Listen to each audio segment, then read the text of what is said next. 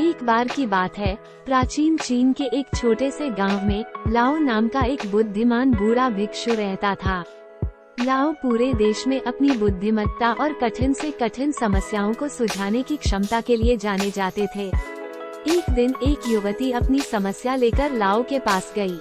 वह अपने पड़ोसी के साथ जमीन के एक छोटे से टुकड़े को लेकर कई हफ्तों से झगड़ रही थी, जो उनके घरों को अलग करता था, जिस पर पड़ोसी का दावा था कि यह उसका है, जबकि युवती ने कहा कि यह उसके परिवार का है। जब युवती ने अपनी कहानी बताई तो लाओ ने धैर्यपूर्वक सुना। उन्होंने कहा, मैं आपकी मदद करूंगा, लेकिन पहले आप मुझे गांव के प्रत्येक परिवार से एक मुट्ठी चावल लाकर दो। लाओ के इस अनुरोध से युवती पहले तो आश्चर्यचकित रह गई, लेकिन उसने जैसा कहा गया था वैसा ही किया। घर घर जाकर प्रत्येक परिवार से एक एक मुट्ठी चावल इकट्ठा किया। जब वह चावल लेकर लाओ के पास लौटी तो उसने चावल लेकर एक बड़े बर्तन में रख दिए। फिर उसने चावल को अच्छे से मिलाया और कहा कि इस चावल को पकाओ। जैसे ही चावल पकने लगा तो लाओ ने कहा कि तुम अपनी पड़ोसी को अपने साथ भोजन करने के लिए आमंत्रित करो। युवती पहले तो झिझक रही थी, लेकिन जैसा लाओ ने कहा था वैसा ही किया।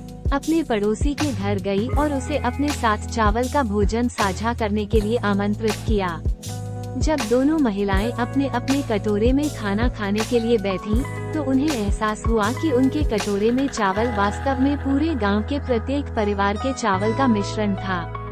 इस एहसास ने उन्हें ये समझा दिया कि जमीन के छोटे से टुकड़े पर उनका तर्क उनके घनिष्ठ समुदाय की बड़ी तस्वीर में महत्वपूर्ण नहीं था। उस क्षण के बाद से दोनों महिलाएं दोस्त बन गईं, और जमीन का छोटा सा टुकड़ा, जिसके कारण उनके बीच इतना झगड़ा हुआ था, अब कोई मायने नहीं रखता था।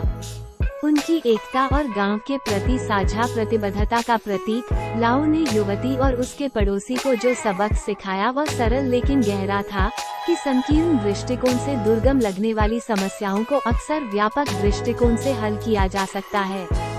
ये संभव है, और जब हम एक समुदाय के रूप में मिलकर काम करते हैं, तो हम सबसे कठिन चुनौतियों पर भी काबू पा सकते हैं।